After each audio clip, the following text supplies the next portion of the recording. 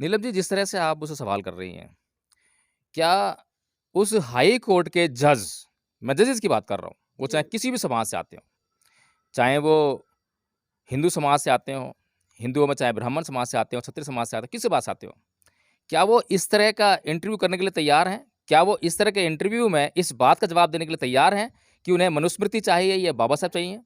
मनुस्मृति बेहतर है या बाबा साहब बेहतर है? आग जलाने की ज़रूरत नहीं है। आग के अंदर उस मनुस्मृति के नाम की किताब को जलाने की ज़रूरत नहीं है। अगर आप ये संकल्प लेकर अपने भीतर के जो अवगुण हैं, उनको जला देते हैं, उनको निकाल देते हैं, तो वो होगा 25 दिसंबर के दिन असली मनुस्मृति दहन का दिवस। और इसमें धीरे-धीरे पूरा देश शामिल होता जाए।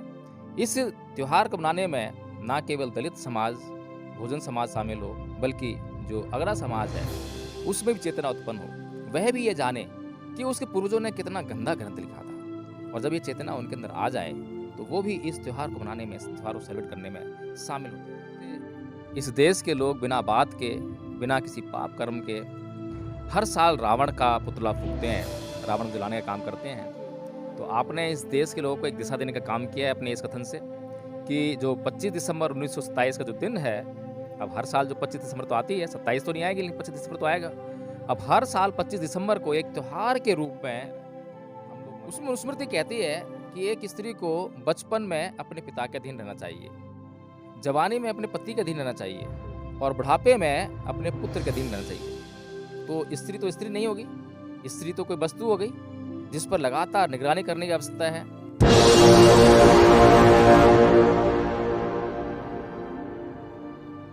जय भीम, नमो बुद्धाय। आप देख रहे हैं एनबी न्यूज 24/7 नीलम बोध के साथ, और आज मेरे साथ में है एडवोकेट जय भीम प्रकाश जी। उनसे चर्चा करूंगी मैं 25 दिसंबर को लेकर। जी हाँ साथियों, 25 दिसंबर सन 1927 को एक ऐसी घटना घटी जिस घटना ने पूरे देश में तहलका मचा कर रख दिया। तो सर, आपका स्वागत है एनबी न्यूज में।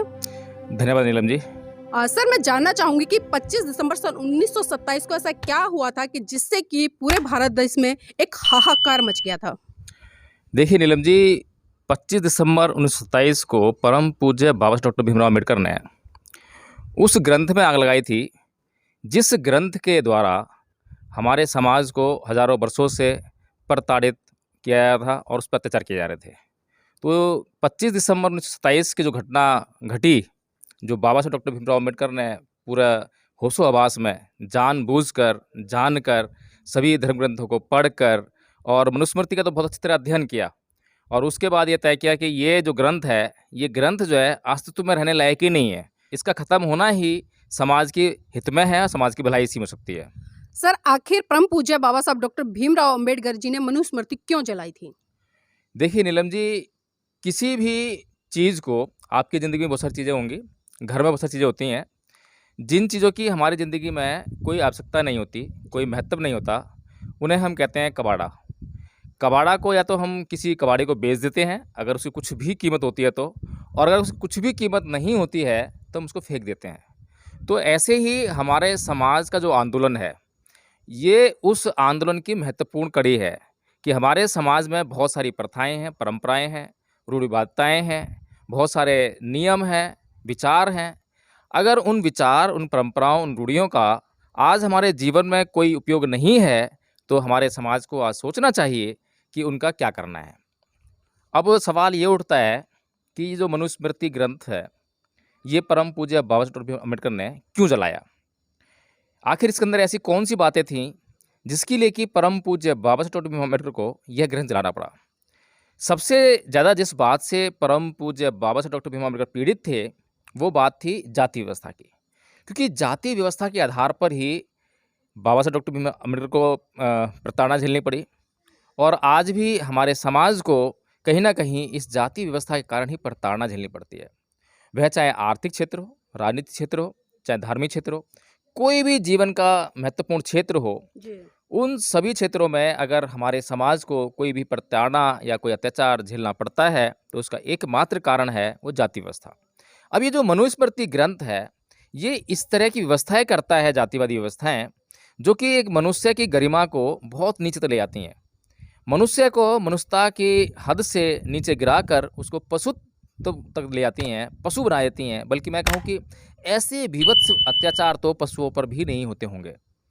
उदाहरण के लिए जिस पानी के लिए परम पूज्य बाबा साहब टोपे ने आंदोलन किया और जिस तालाब पे जाकर आंदोलन किया, वहाँ पे लाठियाँ भी चली। बाबा साहब टोपे अम्बेडकर ने और उनके अनुयायियों ने लाठियाँ खाई भी। तो उस तालाब से पशु पक्षी पानी पी सकते थे, लेकिन इस देश में रहने वाले, इस देश के लोग, एक पार्टिकुलर वर्ग के लोग, एक पार्टिकुलर जाति के लोग, वो इस तालाब से पानी नहीं पी सकते थे। तो इस तरह की जो व्यवस्थाएं, ये व्यवस्थाएं कहाँ से आई, किसने की? क्या किसी आदमी ने की, किसी धर्म ग्रंथ ने की?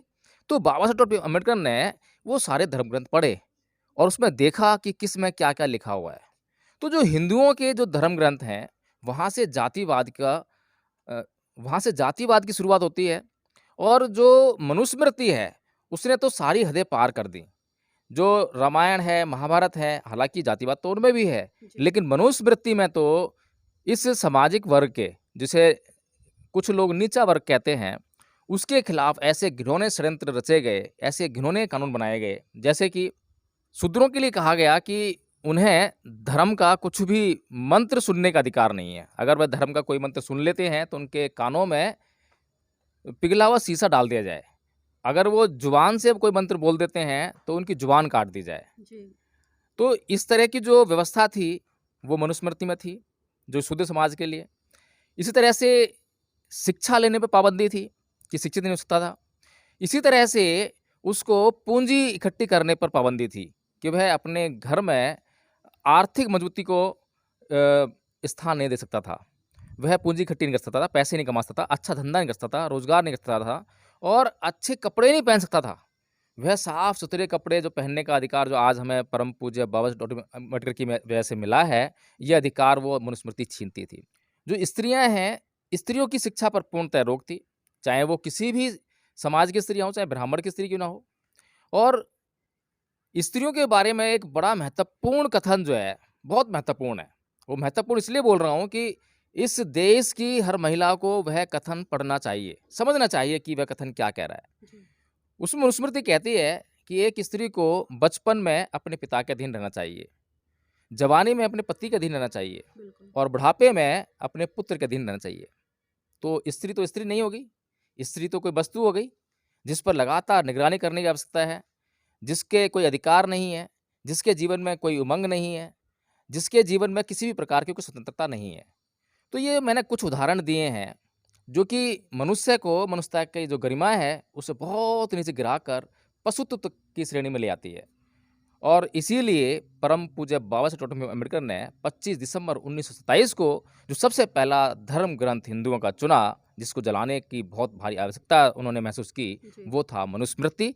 और मुझे लगता है कि बाबा साहब डॉक्टर अम्बेडकर ने इसमें तो बहुत घटिया बातें लिखी थी, इसीलिए इसको चुना। नहीं तो रामायण भी थी, महाभारत भी थी, उन सबको भी सुन सकते थे, लेकिन इसको सबसे पहले इसलिए चुना क्योंकि इसका अंत बाकी ग्रंथों का भी अंत था। और इसको इसलिए भी चुना क्योंकि इसको हिंदुओं का विधान कहा जाता था। हिंदू धर्म के जितने भी लड़ाई झगड़े होते थे, जितने भी संपत्ति का विवाद हुआ, पारिवारिक विवाद हुए, वो जिस परंपरा और जिस प्रथा से सुलझाए जाते थे, उसमें ये कानून का काम करती थी। यानी कि जो हिंदुओं की कोई भी जो सिविल मुकदमे हुआ करते थे, उनमें चाहे वो मुगलों का काल हो, चाहे अंग्रेज़ों का काल हो, अंग्रेज़ों के काल में बहुत लंबे समय तक जो है इस मनुस्मृति से ही फैसले हुए हैं, इस मनुस्मृति को ही आधार माना गया है। और हिंदू लगातार जो है इसी का हवाला दिया करते थे कि जी मनुस्मृति में ऐसा लिखा है, इसलिए हमारे पक्ष में ऐसा फैसला हो। ब्राह्मणों के लिए सारे अधिकार हैं वहाँ पर, ब्राह्मणों की हत्या नहीं की जा सकती थी। और नंद कुमार नाम का जो ब्राह्मण जो राजा था, सबसे पहले जब अंग्रेज़ों ने उसको फांसी लगाई, तब से इन ब्राह्मणों की जो आँखें खुल गईं।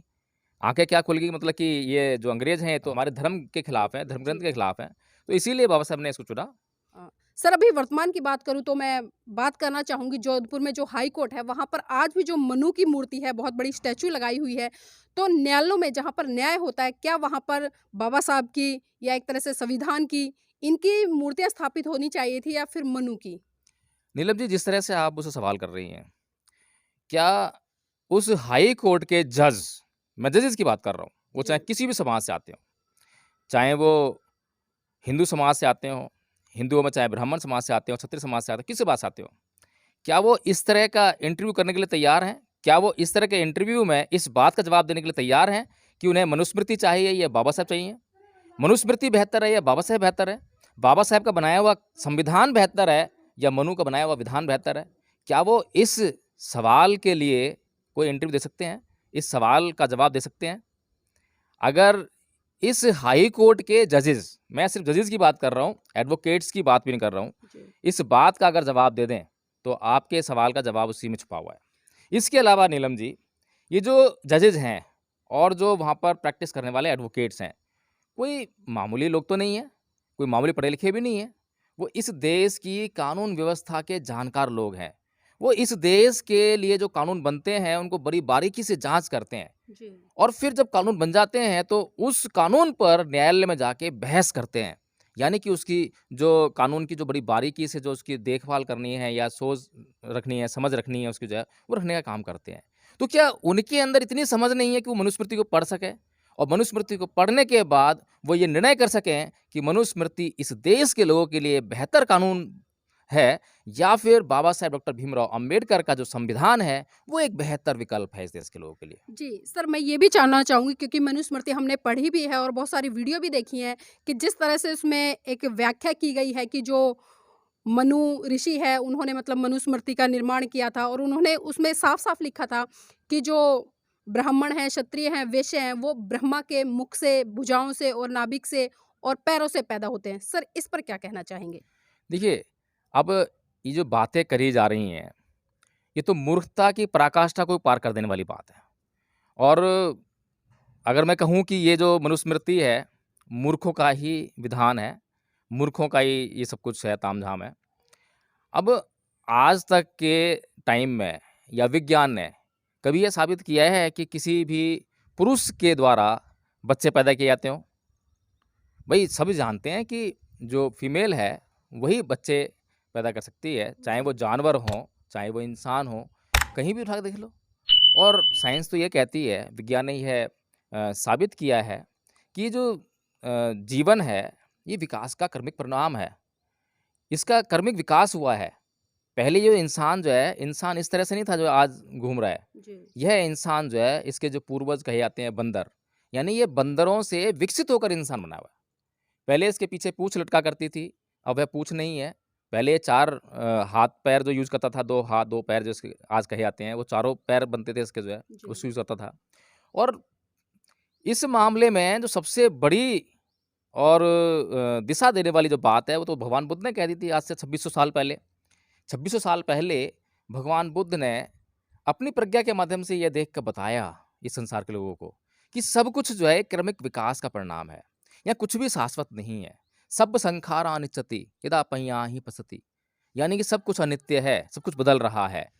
सर जाते-जाते आखिरी सवाल लेना चाहूँगी कि इस उपलक्ष्य में जिस तरह से ये त्योहार पूरे भारत देश में बहुत बड़ा तबका मनाता है मनुस्मृति दहन का, तो क्या लगता नहीं है क्योंकि हम देखते हैं कि बहुत सारे लोग मनुस्मृति दहन तो मना लेते हैं, लेकिन जिस तरह से इस देश के महान पुरुषों ने उनमें से बाबा साहब महत्वपूर्ण रहे हैं और आज भी हैं, लेकिन हम देखते हैं कि जो उनकी विचारधारा थी, उनकी आइडियोलॉजी थी, उसको लोग आज फॉलो नहीं करते हैं, लेकिन मनुस्मृति दहन जैसे कार्यक्रम बड़े-बड़े आयोजित कर लेते हैं। तो उनकी विचारधारा और इस तरह के कार्यक्रम आयोजित करना, इन दोनों में कितना बड़ा फ़र्क देखते हैं? नीलम जी, आपने जो है इस दिन को त्योहार का नाम दिया, आपका इस बात के लिए साधुवाद, बहुत अच्छी बात है। और जिस तरह से इस देश के लोग बिना बात के, बिना किसी पाप कर्म के हर साल रावण का पुतला फूँकते हैं, रावण को जलाने का काम करते हैं। जी। तो आपने इस देश के लोगों को एक दिशा देने का काम किया है अपने इस कथन से कि जो 25 दिसंबर 1927 का जो दिन है, अब हर साल जो 25 दिसंबर तो आती है, 27 तो नहीं आएगी लेकिन 25 दिसंबर तो आएगा। अब हर साल 25 दिसंबर को एक त्योहार के रूप में हम लोग मनाएँ और इसमें धीरे-धीरे पूरा देश शामिल होता जाए। इस त्योहार को मनाने में ना केवल दलित समाज, बहुजन समाज शामिल हो, बल्कि जो अगड़ा समाज है, उसमें भी चेतना उत्पन्न हो। वह भी ये जाने कि उसके पूर्वजों ने कितना गंदा ग्रंथ लिखा था और जब ये चेतना उनके अंदर आ जाए, तो वो भी इस त्योहार को मनाने में, इस त्योहार को सेलिब्रेट करने में शामिल होते जाएँ। तो दूसरा सवाल आपका ये था कि जो मनुस्मृति दहन का हमने सेलिब्रेशन तो कर लिया। हमने मनुस्मृति लेकर आए, उसको जला भी दिया। तब उसके बाद क्या? क्या समाज का विकास हो गया?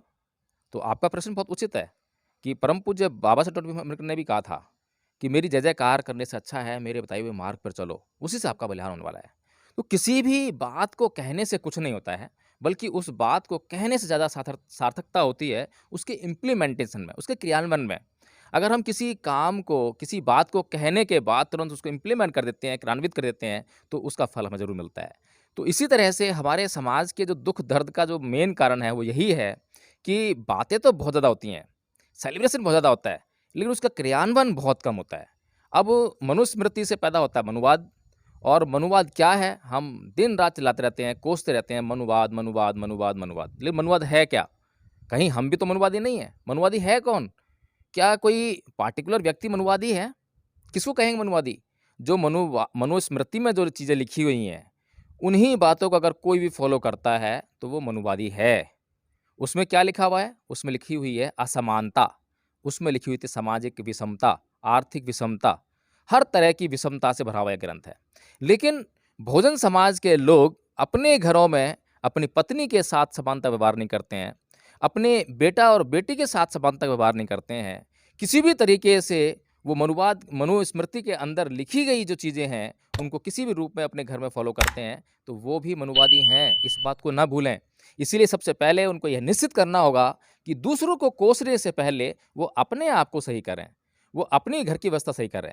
मनुवाद तो ठीक है, हमें हर साल 25 दिसंबर को यह मनुस्मृति दहन दिवस मनाना चाहिए, और उस वक़्त अपने आप को भी जाँचना चाहिए जी। कि अब तक हमने जो है मनुवाद का कितना फ़ॉलो-अप किया है, हमने मनुस्मृति को कितना फ़ॉलो कर रहे हैं। अगर गलती से फ़ॉलो कर रहे हैं, अनजाने में फ़ॉलो कर रहे हैं, तो अगले साल तक हम ये निर्णय करें, हम ये संकल्प लें कि अब इस मनुस्मृति की जो बातें हमने फ़ॉलो की थी, इसको हम आज ही छोड़ रहे हैं, इसको नहीं फ़ॉलो करेंगे। आपको आग जलाने की ज़रूरत नहीं है, आग के अंदर उस मनुस्मृति के नाम की किताब को जलाने की ज़रूरत नहीं है। अगर आप ये संकल्प लेकर अपने भीतर के जो अवगुण हैं, उनको जला देते हैं, उनको निकाल देते हैं, तो वो होगा 25 दिसंबर के दिन असली मनुस्मृति दहन का दिवस। जी, बहुत-बहुत धन्यवाद। तो ये थे हमारे साथ में एडवोकेट जय भीम प्रकाश जी, जिन्होंने बड़ी बारीकी से हमारे साथ में चर्चा की मनुस्मृति दहन को लेकर, और समाज को एक बहुत बड़ा लक्ष्य भी दिया और एक उद्देश्य भी दिया कि खाली इस तरह से मनुस्मृति दहन करना ही काफ़ी नहीं है, बल्कि जिस तरह से परम पूज्य बाबा साहब ने अपने सिद्धांत इस देश को दिए हैं, और ख़ासकर जो अन्य वर्ग का तबका है, उसको भी मनुस्मृति दहन जैसे कार्यक्रमों में सम्मिलित होना चाहिए, और उनको भी पढ़ना चाहिए कि उनके महान पुरुषों ने खाली किसी विशेष वर्ग के लिए नहीं, बल्कि उनके लिए भी किस तरह की प्रताड़ना, किस तरह का शोषण, किस तरह का अत्याचार उस मनुस्मृति जैसे ग्रंथ में लिखा था। और खासकर भारत देश की महिलाएं, चाहे वो किसी भी जाति धर्म क्षेत्र, जैसे कि बताया था कि भाई शिक्षा के अधिकार से वंचित रखना, चाहे छोटी हैं बड़ी हैं या वृद्धावस्था में है, हमेशा पुरुषों के अधीन रहना, और भी बहुत सारी कृतियां इस मनुस्मृति जो पुस्तक थी, जो ग्रंथ था हिंदुओं का, उसमें लिखी थी। तो अभी वकील साहब ने चर्चा की, वास्तव में इस पर्व को बड़े हर्षोल्लास के साथ पूरे भारत देश के लोगों को मनाना चाहिए, क्योंकि जो गलत चीज़ें हैं उसका जल्द से जल्द हम त्याग कर दें, तो हमारे देश के लिए, समाज के लिए बहुत ही अच्छा रहेगा। इन्हीं शब्दों के साथ आपसे विदा लेंगे, और सर आपका बहुत बहुत धन्यवाद हमारे साथ आज की चर्चा में जुड़ने के लिए। जय भीम, नमो बुद्धाय। जय भीम नीलम जी।